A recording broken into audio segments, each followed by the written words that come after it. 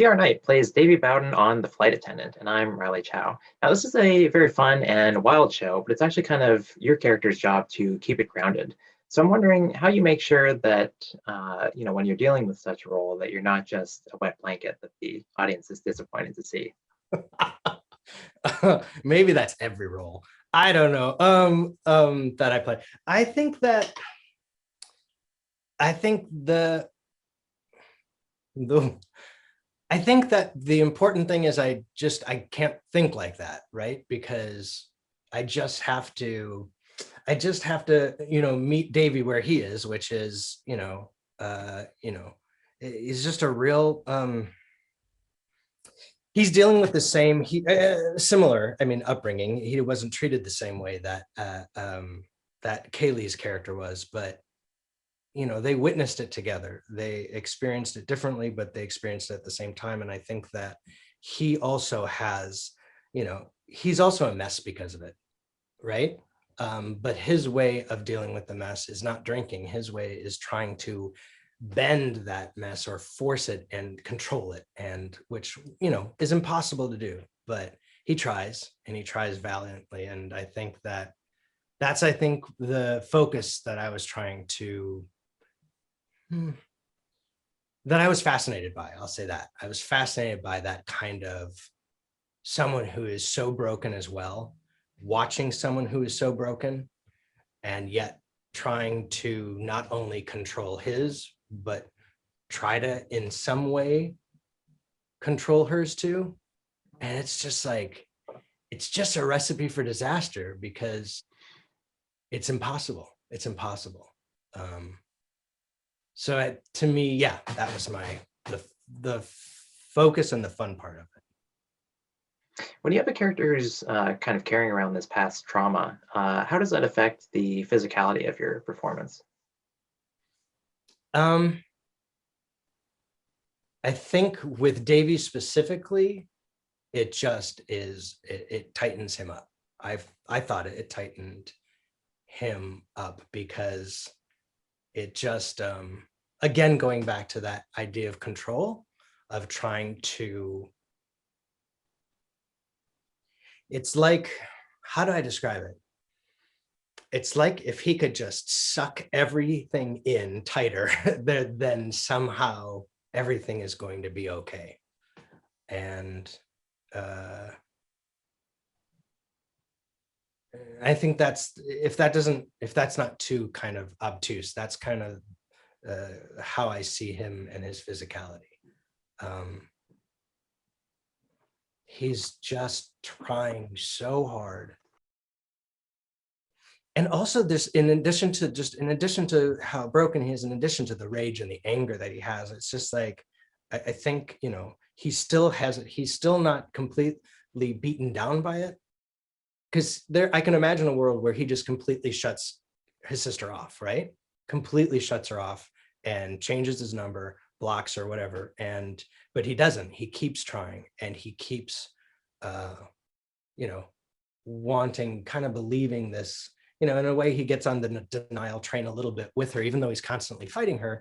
He's still kind of on the train. He's just, back maybe by the caboose, but he's still on it. And that's something that, happens when you have a relationship like that with someone who is, spiraling like she is. I feel like this is a kind of deeper level of analysis than that you would get from playing the character over so many episodes. When you first heard about the role, like what were the initial conversations about what they wanted this character to bring to the show?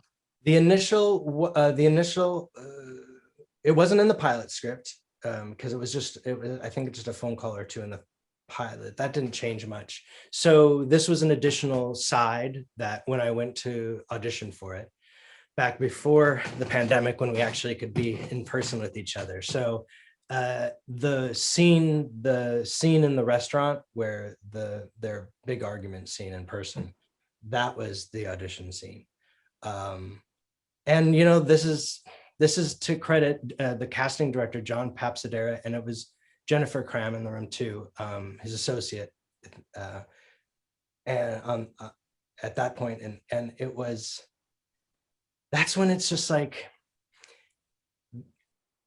that's when the casting director, the last part of that, the director part, really is comes into play, and they are. I have to really give all the credit to them, because you come in reading this, they know a lot more than you do. You know a little bit, and both of their ability to help guide and talk about this guy and where he was so beneficial. And I really don't think I would have gotten it without, I know I wouldn't have, not, I don't think I wouldn't have gotten it without their guidance and help. And I think that's something that, as an actor, when a casting director takes that time with you and helps guide a performance, it's just not only is it the best feeling, because it's that nerdy collaboration that we all long for and all wish for and just dream about, but it just makes you better. And it made my audition better. And so I think I have to credit them for that. And because there are so many, there's so many ways to go when you have someone who has that much trauma, that much pain, that much rage in them. There are a lot of different ways to go. And so to have someone at the very start of it help calibrate it and guide you, I'm very thankful to John and Jennifer, because they're amazing. And I miss that so much, because I feel hot.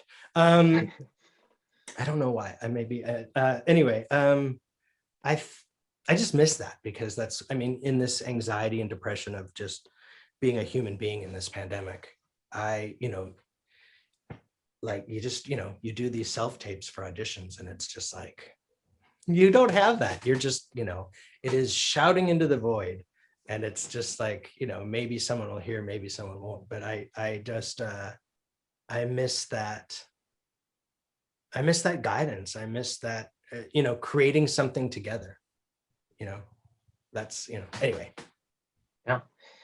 This show, it's based on a book, and they announced the first season. It turns out we are getting a second season. Do you know if your character is continuing? My deal was only for the first season, so I don't know. I don't know if Davey will maybe pop briefly back in to visit, and but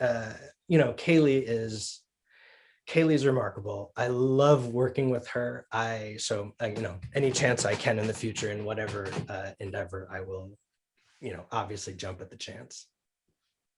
Have we seen you on screen with kids before?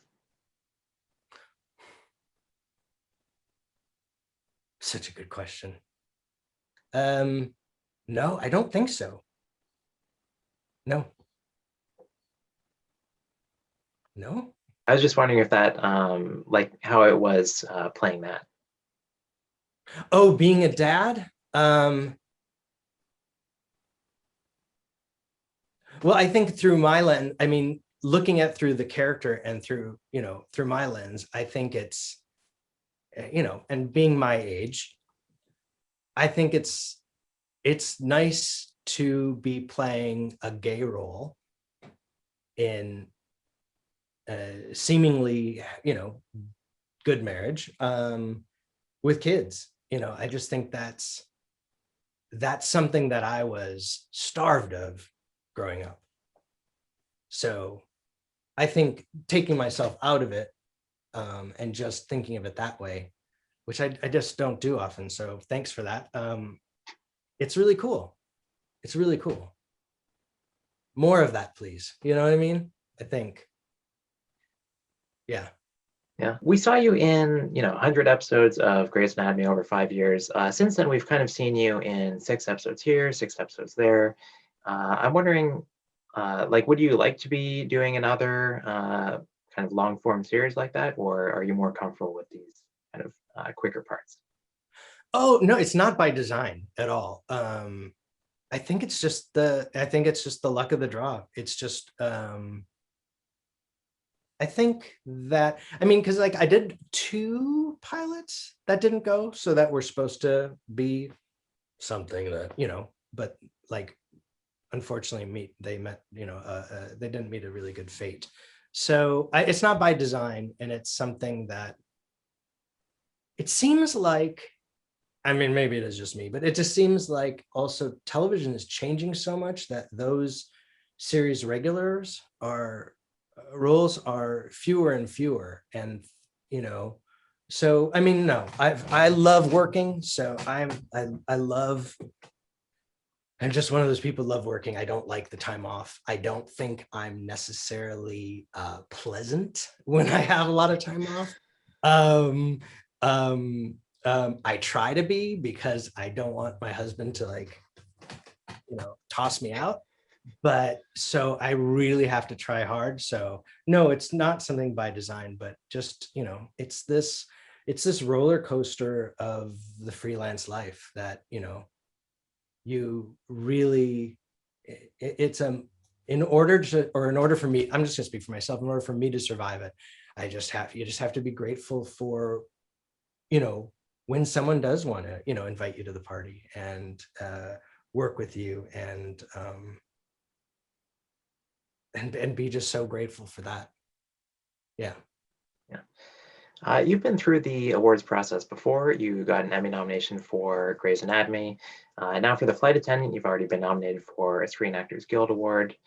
The process has changed a bit since you were last nominated. Now you submit an episode if you're nominated, as opposed to before. If you are nominated for supporting actor, do you know what episode you would submit? That's interesting. I didn't know it had changed. It also makes me feel like a little old. But I think it would be the episode, that the one I auditioned with, I think, which would have been when he comes to town and they have, they have they meet face to face. And it's not, that was so, it was one of those scenes that it has a lot of buildup, right? Because it's the one you auditioned with. So it's in your mind a lot. But I was acting with two people that weren't Kaylee before. So to get to do it and then work with her, I remember talking to her afterwards, and it's just like, that was not at all what, because you go in and you shouldn't have expectations, but you kind of still do, when you do a scene. Or I try not to, rather, because you want to be as open as possible to the other person. And it was not at all what my mind had made it to be. And it was so exciting. It was so exciting that it became something completely different, because once you're there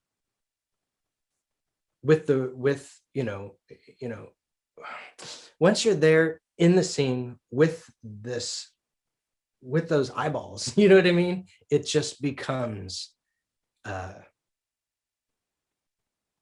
it's just one of those things, not to sound, it just sounds kind of woogey and stupid, but it just, like, something else takes over. And it's just, that's when it's just feels like this wild ride that is so exciting. And we shot it so many different ways and so many different levels of, how much he could let the lid off the pot, you know what I mean? And that was also exciting, because you got to play with that. It wasn't something where they just kind of wanted, one thing honed. You got to really, which you get to do in theater more than you don't unfortunately get to do in film so much, is, rehearse. So it's like every take, it gets to be a rehearsal where you try it this way. Okay, maybe not, or maybe, and then, they get to make their decisions later, once they're all in the editing room. But it was just so fun throwing a bunch of different stuff at each other. And, again, like I said, working with her, it's just, it just felt, there was there's a vibration to it, or, well, that's stupid. That sounds awful. You know what I mean? An energy to it. There's an energy that's just exciting, and an ease and an alacrity that it's just like, okay, you're going to give me this, now I'm going to give you this, and then you just build on each other, and it's fun. It's fun because you're only, because I guess the goal is you're just trying to get to the complete truth of what these two people would do in this moment. And although there are a lot of options and there are a lot of ways to go, there's a guiding voice, and you want to make sure you adhere to that as well. Does that make any sense, or is it just like, yeah, I don't know if that makes sense. Yeah, no, it's great to hear about all the work that goes in. Okay, well, Theo, thanks very much for these insights and for taking the time to chat with Cold Derby. Well, thank you so much. I really appreciate it and flattered that you asked. So thank you very much.